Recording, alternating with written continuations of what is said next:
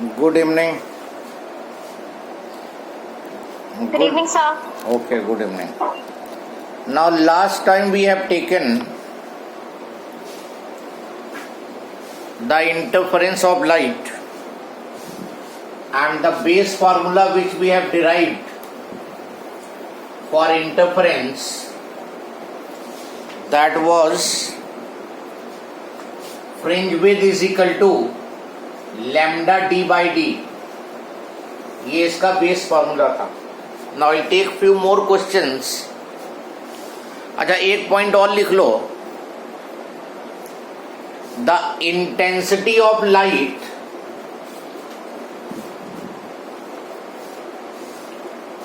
is directly proportional to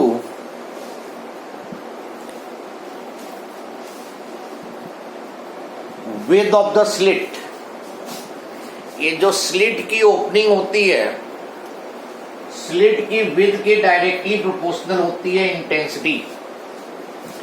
एक तो amplitude के स्क्वायर के डायरेक्टली प्रोपोर्शनल थी and intensity is directly proportional to width of the slit.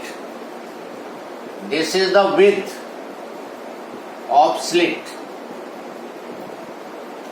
तो यहां से कभी भी अगर जरूरत पड़ेगी, I1 by I2 is W1 upon W2. मान लो दो स्लिट्स हैं तुम्हारे पास, तो दो स्लिट्स की विड्थ उसने दे रखी है, तो विड्थ के रेशियो से इंटेंसिटी रेशियो निकल आएगा. और intensity directly proportional to square of amplitude तुम्हें मालूम ही है. एक क्वेश्चन लिखो. The intensity ratio of maxima and minima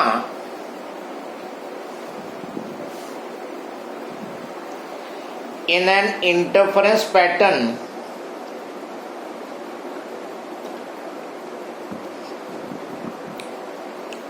is 4:1.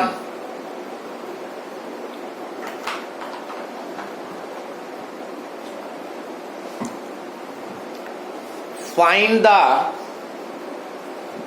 ratio of their width.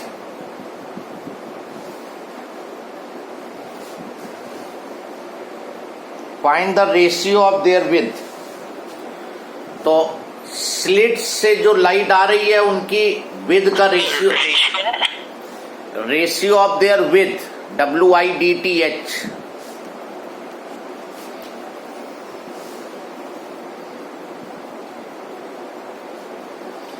Now maxima और मिनिमा पे इंटेंसिटी का रेशियो दिया हुआ है, तो क्वेश्चन में आई मैक्सिमा अपॉन आई मिनिमा पे रेशियो दिया है 4:1.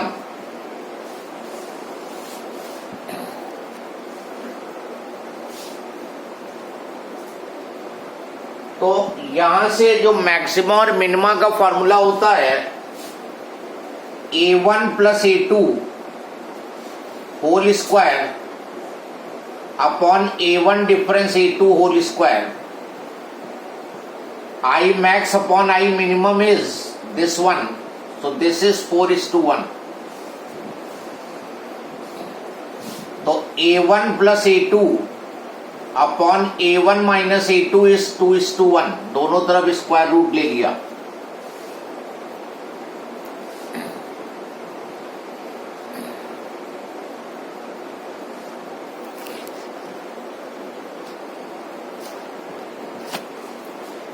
This will be twice A1 minus twice A2. A1 plus A2, 2A1 minus A1, A1 और ये उधर गया 3A2. तो A1 by A2 is 3:1.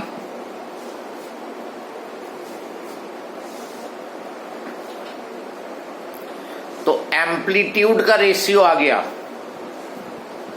Now I1 upon I2 is W1 upon W2 and also equal to A1 square upon A2 square. I1 by I2 जो है amplitude के square के ratio में, also I1 upon I2 is W1 by W2. So W1 by W2 will be equal to 9:1. So ratio of width of the slit is 9:1. एक तुम्हारे पास ये है और ऑल्सो तुम्हारे पास ये था A1 by I2 is A1 square upon A2 square, individual intensities का ratio. तो दोनों को इक्वेट कर दिया और A1 by A2 मैक्सिमम और मिनिमा की कंडीशन से ऑब्टेन किया.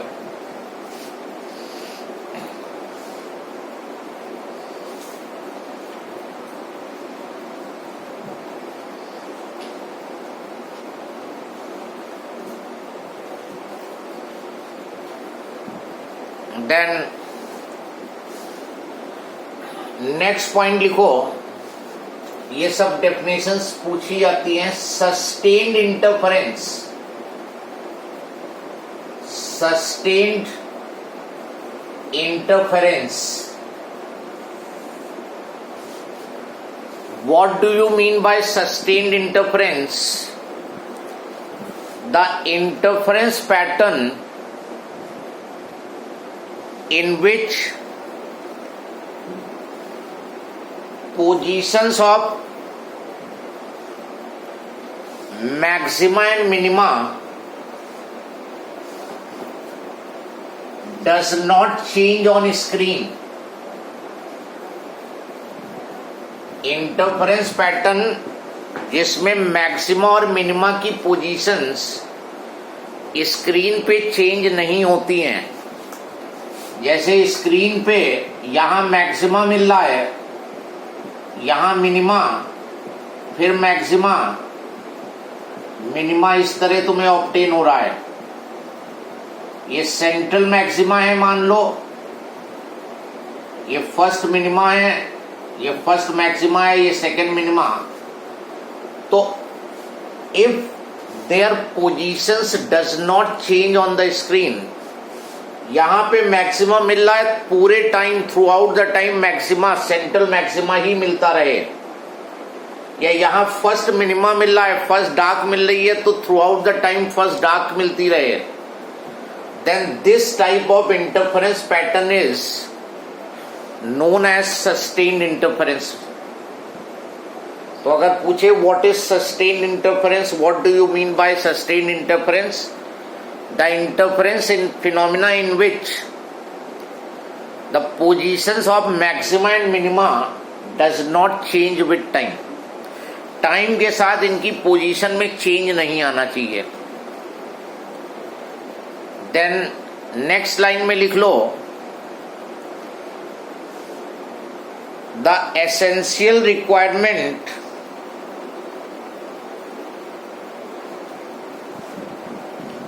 for sustained interference is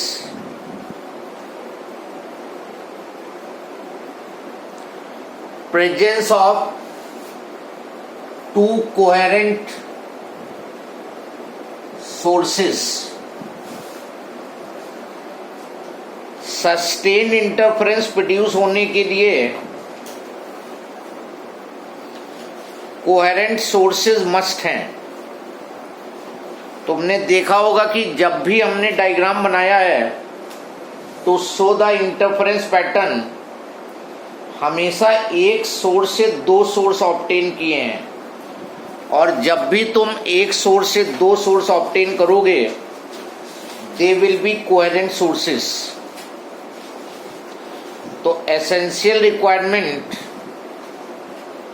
for producing sustained interference is presence of coherent sources. Then side heading डालो, coherent sources.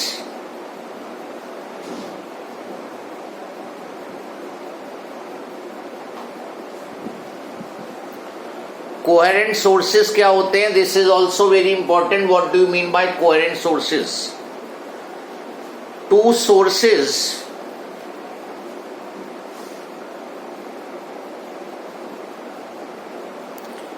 producing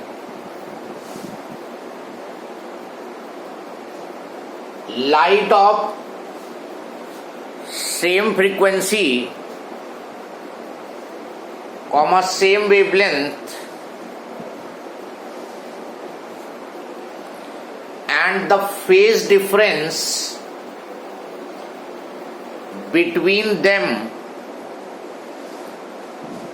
remains constant.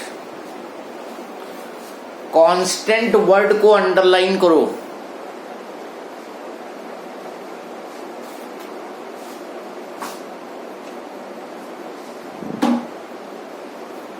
Constant आना बहुत जरूरी है. देखो क्या होना चाहिए, this is the main source और इससे तुमने दो सोर्स ऑब्टेन किए और ये तुमने स्क्रीन लगा दी. थोड़ा क्वेश्चन को समझ के मेरा आंसर भी देना साथ में.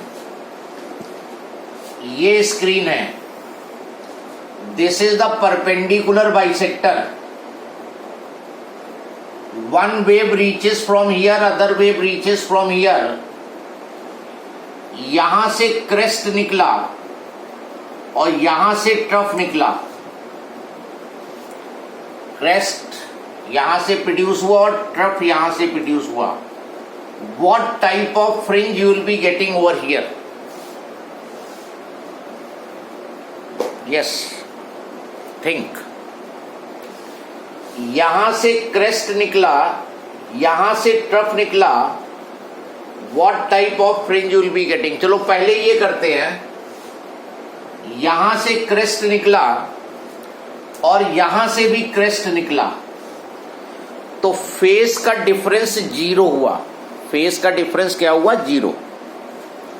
और पाथ इक्वल ट्रेवल कर रहे हैं तो पाथ डिफरेंस भी जीरो हुआ. फेस डिफरेंस भी जीरो है, पाथ डिफरेंस भी जीरो है. तो टोटल जो डिफरेंस हुआ वो जीरो हुआ. और जीरो किसकी कंडीशन में होती है? कंस्ट्रक्टिव की. तो अभी तुम्हें यहां पे ब्राइट मिलेगी फ्रिंज. यहां डार्क फिर ब्राइट, फिर डार्क फिर ब्राइट. अब मान लो दूसरा सेटअप है जिसमें यहां से क्रेस्ट निकला और यहां से ट्रफ निकला. यहां से क्रेस्ट निकला, यहां से ट्रफ निकला. तो ऑलरेडी फेस डिफरेंस है इनमें. ऑलरेडी फेस डिफरेंस है पाई का, 180 डिग्री का. और पाथ में डिफरेंस क्रिएट नहीं हो रहा है तो ये फेस डिफरेंस मेंटेन रहेगा. तो यहां पे जो फेज डिफरेंस होगा वो पाई का होगा, जीरो का नहीं होगा, पाई का. और पाई फेज डिफरेंस डिस्ट्रक्टिव की कंडीशन होती है. तो उस केस में सेंटर में तुम्हें डार्क मिलेगी. ऐसा नहीं है कि सेंटर पे हमेशा ब्राइट ही मिलेगी. सेंटर पे you can have the dark fringe if there is already phase change of 180 degree. तो यहां डार्क मिलेगी, फिर ब्राइट, फिर डार्क, फिर ब्राइट. लेकिन नॉर्मल सिचुएशन में ब्राइट ही मिलती है. अब क्या है कि अगर यहां से क्रेस्ट निकले, यहां से क्रेस्ट निकले, फेज डिफरेंस जीरो, पूरे टाइम जीरो मेंटेन रहना चाहिए. यहां से क्रेस्ट निकले, यहां से ट्रफ निकले, यहां ब्राइट की जगह डार्क मिलेगी और पूरे टाइम ये फेज डिफरेंस 180 का कांस्टेंट रहना चाहिए. तो हमेशा यहां डार्क मिलती रहेगी, यहां ब्राइट, यहां डार्क, यहां ब्राइट. तो वो सोर्सेज जो लाइट सेम वेवलेंथ की प्रोड्यूस करें, सेम फ्रीक्वेंसी की प्रोड्यूस करें और उनके बीच में जो फेज डिफरेंस है that should remain constant with time. Time के साथ फेस में चेंज नहीं आना चाहिए. मान लो अभी फेज डिफरेंस यहाँ पे जीरो है तो ब्राइट मिल रही है, नेक्स्ट इंस्टेंट 180 हो गया तो डार्क मिलने लगेगी. तो ऑब्जर्व तुम क्या करोगे, अभी ब्राइट मिल रही, फिर डार्क मिल रही, फिर ब्राइट हो गई, फिर डार्क होने लगी. तो वो पैटर्न चेंज होता रहेगा. तो हमेशा जो इंटरफेरेंस, सस्टेन इंटरफेरेंस प्रोड्यूस होगा that will be with coherent sources. Coherent sources बहुत डिफाइन कराने को आता है. तो ये याद रखना, इसमें ये सेंटेंस जरूर आना है कि phase difference remains constant with time. Time भी आना है, कांस्टेंट वर्ड भी आना है. फेज डिफरेंस का जीरो है, नो मार्क्स. कांस्टेंट जरूर होना चाहिए. तो अगर फेज डिफरेंस कांस्टेंट होगा तो कोहेरेंट सोर्सेज होंगे, और अगर कोहेरेंट सोर्सेज होंगे तो सस्टेन्ड इंटरफेरेंस होगा। Next point 2, yes Sir, in the definition, do we have to write remains constant with time? Yes, पूरा सेंटेंस आना है, Time? टाइम भी आना है, टाइम के साथ नहीं चेंज होना चाहिए। टाइम के साथ फेज डिफरेंस को कांस्टेंट फिक्स रहना है। अगर 0 का है दोनों के बीच में तो 0 ही रहना चाहिए, 180 है तो थ्रू आउट द टाइम 180 ही रहना चाहिए, 90 का है तो थ्रू आउट द टाइम 90 ही रहना चाहिए, अदरवाइज स्क्रीन पे पैटर्न बदलने लगेंगे। नेक्स्ट लिखो, yes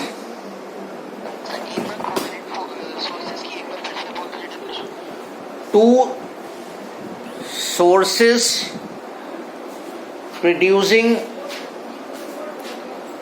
light of same frequency comma same wavelength and whose phase difference remains constant with time.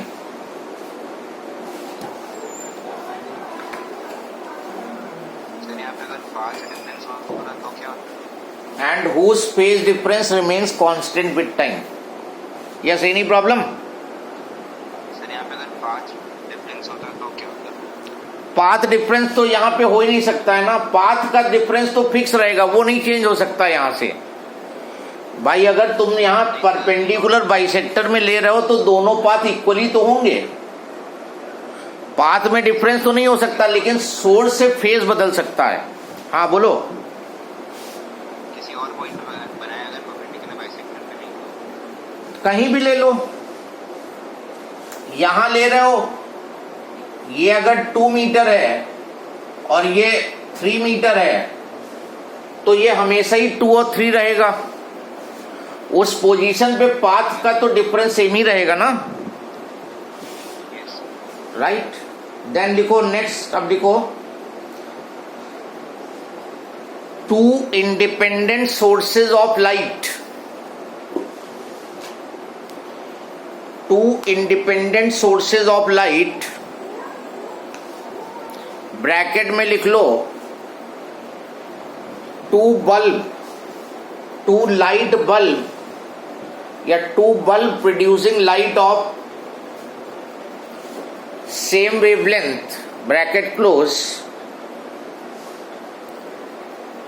cannot produce sustained interference। अगर तुम ये चाहो कि यहां पे एक येलो कलर की लाइट देने वाला बल्ब लगा दो और यहां दूसरा एक बल्ब लगा दो, येलो लाइट ही दे, वो भी sustained interference you will not be getting. अगर 2 अलग अलग सोर्सेज लिए हैं you will not be getting sustained interference. So 2 independent sources of light, या कहे 2 bulb producing light of wavelength, same wavelength, will not give sustained interference because they will not have constant phase difference between them, क्योंकि उनके बीच में phase difference constant नहीं रहेगा, because they will not have constant phase difference between them।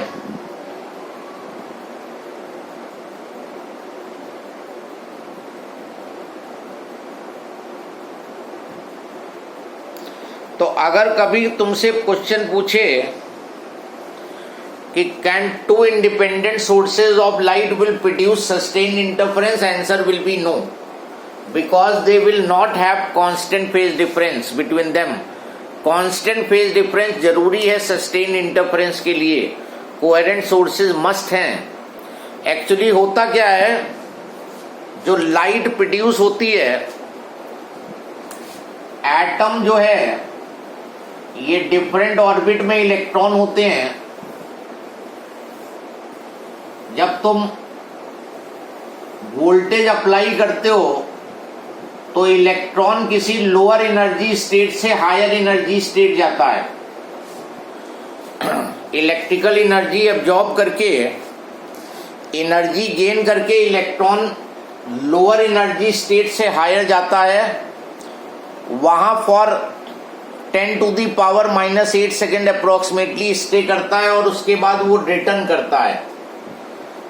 Return वो यहां से यहां कर सकता है, फिर ये कर सकता है, फिर ये कर सकता है, फिर ये कर सकता है, या सीधे जंप कर सकता है यहां से यहां, फिर यहां से यहां, या कोई और पैटर्न फॉलो कर सकता है ये 2 स्टेप में।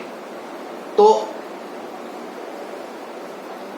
अकॉर्डिंगली वो वेवलेंथ, अकॉर्डिंगली वो रेडिएशन एमिट करेगा। लेकिन ये जरूरी नहीं होगा कि 2 बल्ब में जो ये डी एक्साइटेशन की प्रोसेस है, वापस आने में जब एनर्जी प्रोड्यूस हो रही है तो वो डी एक्साइटेशन एक साथ हो। उनके बीच में टाइम का चेंज होता रहेगा, तो वो फेज डिफरेंस उनके बीच में कांस्टेंट नहीं रहेगा। ये कहलाती है डी एक्साइटेशन की प्रोसेस। तो ये साइमल्टेनियसली अकर नहीं करेगी दोनों बल्ब में, and that's why 2 independent sources are not coherent. इसीलिए हमेशा एक सोर्स लेते हैं और उससे 2 सोर्स ऑब्टेन करते हैं। तो जो चेंज मेन सोर्स में होगा वही चेंज दूसरे जो तुमने सेलेक्ट की हैं स्लिट्स उनमें होगा। तो ये काफी इंपॉर्टेंट टाइप के क्वेश्चंस थे तुम्हारे पास theoretical type में, which you can have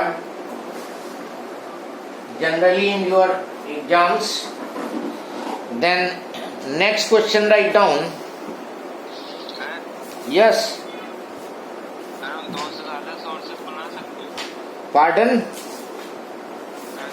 slates बनाते हैं 2 से ज़्यादा। बना तो तुम 2 से ज्यादा कर सकते हो, लेकिन इंटरफेरेंस में हमें 2 ही की जरूरत होती है ना। इंटरफेरेंस में हमें 2 की ही जरूरत होती है। इस देखो कैसे बनता है। अभी अगर if you get disconnected, connect again. ये एक सोर्स लिया तुमने, बल्ब लिया, इसके आगे एक कार्ड शीट रख दी, पिन होल कर दिया, फिर दूसरी कार्ड शीट में 2 पिन होल कर दिए, तो 2 सोर्सेज बन गए। तुम कार्ड शीट में 5